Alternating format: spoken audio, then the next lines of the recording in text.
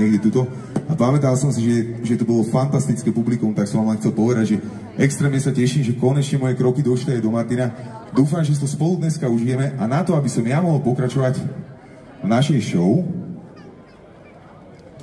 potrebujem spraviť taký malý sociálny experiment.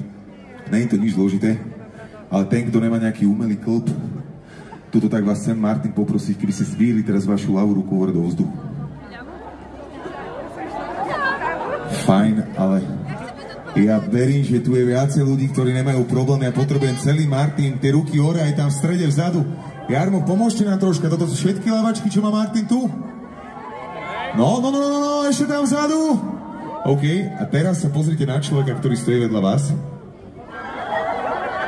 Keď ten človek neodpadol, môžete si zatleskať, lebo máte skvelú hygienu. Fantastické. No, a keď ste už zvládli so mnou dať tú vašu ľavú ruku hore do vzduchu,